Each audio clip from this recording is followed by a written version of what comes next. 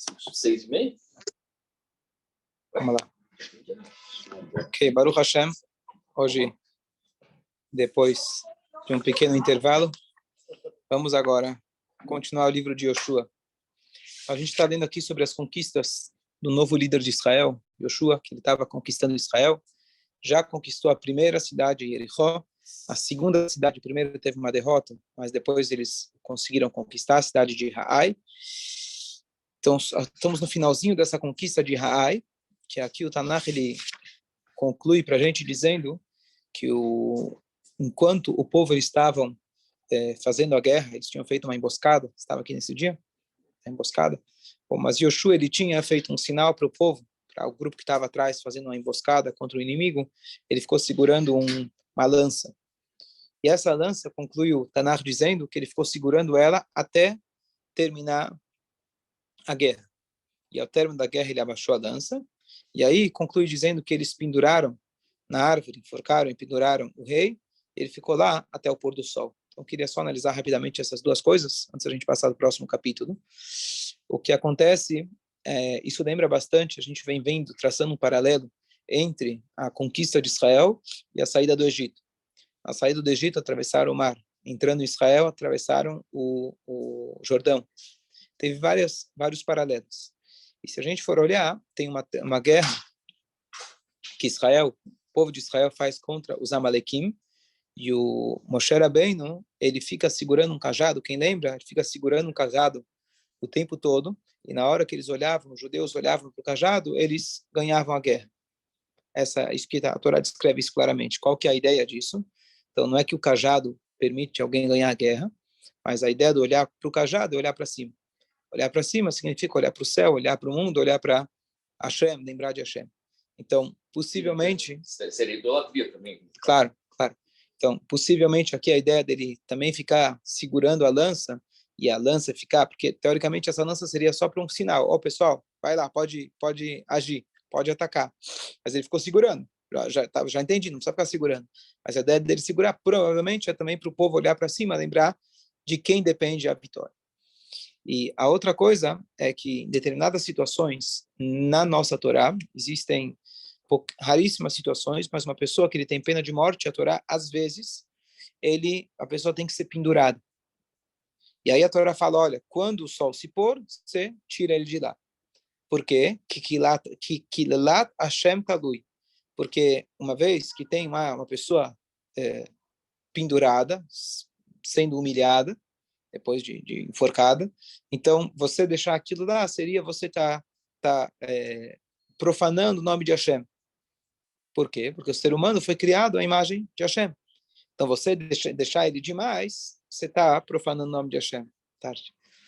Então, a pergunta é, se não é para deixar o cara pendurado, porque é uma humilhação para o ser humano, que ele foi criado à imagem de Hashem, então por que você pendura ele?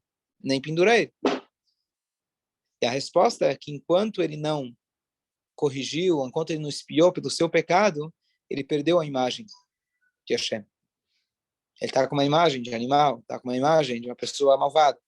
Então, por isso a Torá fala, deixa ele pendurado, mas depois que ele ficou já um tempo, já expiou o seu pecado, agora ele voltou, recuperou a imagem que ele vem refletir Hashem, agora você tira ele de lá. Então, aqui não era uma situação de um tribunal judaico, com alguém que cometeu um crime, era o rei do povo inimigo, mas a ideia é que aqui também, quando se anoiteceu, provavelmente Yoshua se baseou nesse mesmo conceito que a Torá aplica em outras situações, que depois que já ficou lá exposto, pendurado, aí depois você tira ele de lá. E aqui a gente vê um conceito muito bonito que a Torá, mesmo no pior dos crimes, onde a Torá fala, essa pessoa não só que vai ter pena de morte, e para ter pena de morte a pessoa tinha que ter muita boa vontade, porque ele foi advertido, ele foi avisado, tem que se esforçar muito. Ele fala, olha, eu escutei o que você falou, eu ainda assim insisto em pecar, e eu sei que está escrito na Torá, e mesmo assim eu vou pecar. Não, mas você vai ter pena de morte, tudo bem, é isso mesmo que eu vou fazer. A pessoa precisa passar por muitas para ele realmente querer, e mesmo assim ele foi lá e transgrediu, que era uma coisa grave. E aí a Torá fala, esse cara tem que morrer, ainda você tem que pendurar o corpo dele, deixar ele pendurado. O que a Torá fala para a gente? Mesmo assim, quando vier o pôr do sol, você tira ele de lá. Ele já pagou, já fez a expiação dele. Porque no final das contas, o ser humano foi criado à imagem de Hashem. Deixar ele lá, a vergonha a mais, além do necessário, isso a gente não faz. Então, olha como a Torá é tão cuidadosa, e mesmo quando é esse castigo, teoricamente, de matar a pessoa, não é um castigo, é uma correção, realmente, para a alma dele. E mesmo se ele for exposto, o mínimo possível, você faz o que tem que fazer, e assim que possível, você já tira ele de lá. Ok, capítulo 9. O que acontece? Israel agora, estamos lendo aqui o livro de Yoshua, Israel agora está com tudo. A gente falou que antes deles entrarem, os povos nativos estavam morrendo de medo. Eles lembravam ainda da história de 40 anos antes, que Moshe Rabbeinu tinha tirado eles do Egito, com todos os milagres, Paró e etc. Agora eles conquistaram a cidade de fronteira protegida, Jericó. Foram para a segunda cidade, conquistaram. Agora estão perdidos. 2-0. 2-0, igual o outro. 2-0. O que você faz? O que você faz? Então, eles decidiram fazer a seguinte tática. Então, diz para a gente o Pasuk, e foi quando os reis de Israel, aqueles que estavam na montanha, os que estavam no vale, aqueles que estão na beira do mar, o povo Hitita, Emorita, Cnanita, Prizi, Rivita, Ebusi, todos eles se juntaram para união faz a força. Quem sabe, nós todos juntos, a gente vai conseguir ir contra esse povo. Eu não sei se eles eram amigos, mas a gente sabe que na hora o inimigo do o teu inimigo e meu inimigo são iguais, então nós somos amigos, né? Inimigo do teu inimigo. Então eles se juntaram, esses vários povos se juntaram para ver se eles conseguiam lutar contra o povo de Israel. E aqui começa uma história muito curiosa, uma história marcante, que é o seguinte: havia uma família que morava, uma tribo, uma família, que morava na cidade de Givon. E eles escutaram a história e eles decidiram fazer algo diferente. Em vez deles lutarem, lembrando, quando Yoshua ele foi conquistar Israel, o Rambam me escreve que ele deu para eles 3 opções. Vocês podem fugir, um povo Girgashi fugiu, foi para a África. Vocês podem se submeter às 7 leis de Noah e quem vai ser os donos da terra seremos nós, vocês vão ter que pagar os impostos, estarem submissos a nós, ou vocês podem guerrear. E dos 7 povos, os 6 optaram por guerrear. Agora, o povo de Israel não podia fazer um pacto, era uma lei nossa, de fazer um pacto com nenhum povo nativo de Israel. O que seria um pacto? Você liga para a Arábia Saudita e fala, a gente faz um pacto de amizade, certo? Relações comerciais. Isso não podia.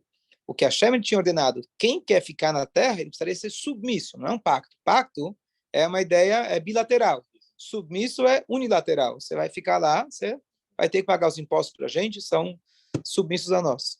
Era proibido fazer esse pacto. E esses nativos de Givon, eles decidiram fazer um truque. O que eles fizeram?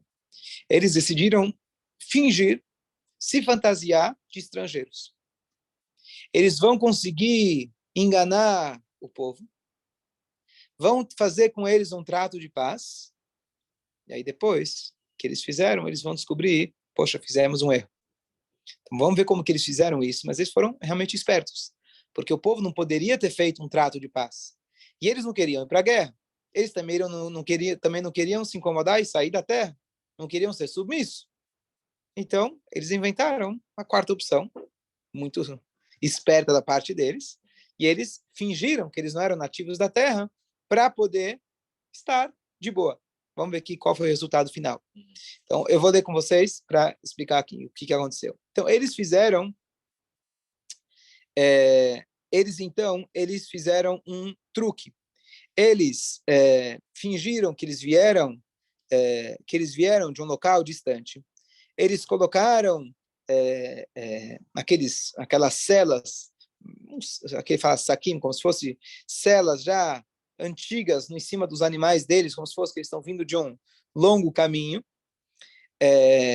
Eles colocaram também funil não, de água, não é funil, é cantil, faz tempo que eu não uso. Cantis já estragados, antigos, para que eles pensassem que estão vindo de longe, tá? Estragou com o sol, imagina, ficou tanto tempo exposto ao sol. E aí eles pegaram sapatos velhos nos seus pés e roupas estragadas e pão seco pão seco já estragado, e aqui ele fala com pontos brancos, verdes e pretos, embolorados, se diz, certo? Pães embolorados. E aí eles vão até o acampamento do povo, e eles falam, olha, nós viemos de uma terra distante, e agora vamos fazer um pacto. E aí eles falam, então,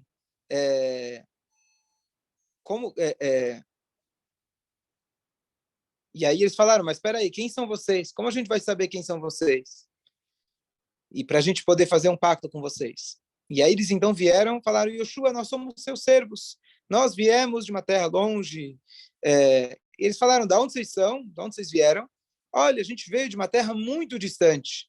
E a gente veio para ao encontro do Hashem, o teu Deus. Que a gente escutou tudo o que Deus fez para vocês no Egito. Começaram a ajudar. E tudo que ele fez para os reis na fronteira de Israel, já com Moshe, com os gigantes, etc.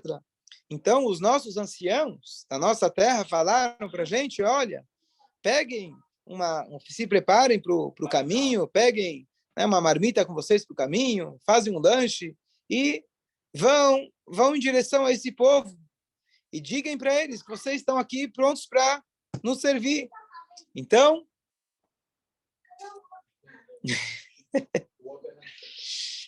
vamos fazer um pacto. Olha aqui o nosso pão. Quando a gente saiu de casa, o pão estava quentinho, fresco. Olha como ele ficou. Agora está seco e embolorado. Olha aqui esses cantis de vinho que a gente trouxe quando a gente saiu de casa. Eram novos. E agora estão todos estourando. Está vendo essas roupas e nossos sapatos? Eles estragaram pela distância do caminho. E aí, então, é interessante que ele usa a mesma expressão que a Torá usa na nossa paraxá, que o nosso povo, eles pegaram de sua caça, ou seja, caíram na armadilha. Igual que Esav, ele caçava com a boca, né? Ele enganava o pai com a boca, então eles caíram nesse truque. E eles não consultaram Hashem. Yoshua deveria, com uma decisão importante, consultar. Na época se tinha o Urim e Tumim, o peitoral do Kohen Gadol, que ele acendia de forma profética. Eles não consultaram, caíram. Então, Yoshua fez um pacto de paz. Eles fizeram um pacto de paz que eles não iam aniquilar eles, juraram para eles, os nossos líderes fizeram um juramento que eles não iam matar eles. Uma condição que eles são de outro lugar, não de lá. Vamos ver. Boa. Vamos ver o que vai acontecer. Eles juraram achando, né? Foram enganados. Aí passaram 3 dias, e aí eles escutaram que a turma de estrangeiro não tinha nada. Eles eram nativos, eles eram de lá. Eles são dos 7 povos, aqueles que Deus mandou aniquilar, ou minimamente subjugar eles. E aí, então, Bnei Israel descobriu onde eles moravam, onde era a cidade deles, viajaram até eles, demorou 3 dias, e eles estavam lá prontos para atacar. Mas eles não atacaram porque eles haviam jurado em nome de Hashem, e todo o povo foi reclamar com quem? Com os líderes. Claro, a culpa é sempre do líder. E eles falaram, eles queriam atacar, e aí os líderes falam para ele, não, a gente jurou em nome de Hashem, a gente vai honrar nossa palavra. Então, é interessante aqui que você perguntou, Daniel, pela lei, oficialmente eles poderiam agora desfazer o juramento. Por quê? Foi um juramento baseado numa mentira. Eu jurei para o estrangeiro, não jurei para o nativo. Você é nativo? Então não tem juramento. Mas um juramento, algo que sai da nossa boca, a gente tem que tomar muito cuidado. E eles falaram, a gente jurou em nome de Hashem. Então a gente não vai fazer aquilo que se chama o Hilul Hashem, profanar o nome de Hashem. Eles poderiam, pela lei, ao pé da letra, eles poderiam. Mas com o cuidado, com o zelo que a gente tem que ter pela nossa palavra, tá bom que fomos enganados. A gente já foi pisoteado muitas vezes, mas a nossa palavra a gente mantém. O cara me enganou. Tá bom, eu dei minha palavra. Eles foram além do que além. Além do que a lei. Esse grupo. Sim. Grupo, ele não é aqui, Sim. O outro, sim. Qual outro? Eles eram quantos? Não. Pessoas. Só com quem eles juraram? Entendi. Todos estão vestidos da mesma forma? Talvez vieram todos, porque era uma família. Yoshvei Givon, eram pessoas da cidade, talvez todos eles vieram. Talvez veio todo mundo. Teoricamente, se eles quiseram pregar bem, fazer uma boa prega, que se fala, né? Fazer uma boa pregação, pegadinha, então eles com certeza vieram, obrigado, vieram com os filhos, mulheres, porque eles estão falando, a gente veio de uma terra muito longe, então você não deixaria teus filhos para trás, você veio ainda para se juntar com a gente, então vocês estão fazendo uma mudança, uma peregrinação, então provavelmente eles tinham tirado todos da cidade, pessoal, vamos lá, ajuda aqui a gente, precisamos de uns figurantes, então Também. Então, o que eles fizeram? Então, Yoshua ele teve uma ideia interessante. A gente não vai matar eles. Ao mesmo tempo, a gente não pode tratar eles de igual para igual, porque Deus proibiu que a gente fizesse um pacto, mas a gente fez o pacto. Então, o que ele fez? Ele designou e falou o seguinte, vocês serão lenhadores em nosso serviço, vocês serão aguadeiros para todos aqueles do nosso povo que precisarem. Colocaram eles como trabalhadores, funcionários. Esse seria a saída. Ou seja, não vamos te matar, mas também não pode ser de igual para igual. E aí Yoshua falou para eles, por que vocês nos enganaram? Vocês falaram que vocês eram de uma terra longínqua, e agora vocês são daqui, a gente descobriu. Vocês são amaldiçoados. E de vocês só vão ter escravos, que eles vão servir como lenhadores e aguadeiros, inclusive para a casa de Hashem. Eles também ajudavam no Mishkan, no templo móvel que eles tinham, eles também prestavam serviço para o povo e para o Mishkan também. E eles falaram, olha, não tivemos opção. Falaram para a gente que Hashem ordenou Moshe que toda essa terra pertencesse a ele e destrua todos os habitantes da terra. A gente ficou com medo, então a gente fez isso. Justo, né? Não justo, mas injusto, mas tem sentido. Mas tudo bem, o que você falar, a gente faz. Faça como você decidir. E assim eles fez então, e eles não mataram eles, e eles se tornaram realmente os aguadeiros e lenhadores, e eles continuaram sendo aquilo que não existe em nenhum outro lugar na Torá, como se fosse judeus de segunda categoria, que eventualmente eles vão ter que aceitar Hashem como Hashem. Eles não, eles iam viver com o povo de Israel. Então, aqui não está escrito claro, mas eu tenho quase certeza que eles se converteram, mas mesmo se convertendo, eles eram judeus de segunda categoria, coisa que não existe falar assim, né? Um judeu não tem segunda categoria. Ficaram submissos, acabaram sendo submissos, mas não é que eles vieram lá, olha, a gente vai aqui te servir, somos submissos. Eles ficaram submissos por sem opção, tá certo? Não por opção própria. E também, talvez, a diferença, se eles se tornassem submissos, eles poderiam provavelmente continuar sendo goim. Se chama ger toshav, um goi que está cumprindo as leis de Noah e pagando os impostos. Mas eles acabaram se convertendo e participando do povo de Israel, porque eles fizeram um pacto, não poderia fazer um pacto com o nativo da terra, mas eles eram judeus, entre aspas, segunda categoria. E assim vai se manter por muitos anos, depois que eles, na verdade, o rei Davi vai expulsar eles do povo de Israel, que também é uma coisa que não existe. Expulsar, falar, agora você não faz mais parte do povo. Porque eles traíram a confiança, etc. Eles se negaram a perdoar o rei Davi, etc. A gente deixa para outra vez. Mas aqui, pelo menos, concluímos aqui o Pérez com a história. Se Deus quiser, na próxima aula a gente traz algumas mensagens dessa passagem de Zrat Hashem.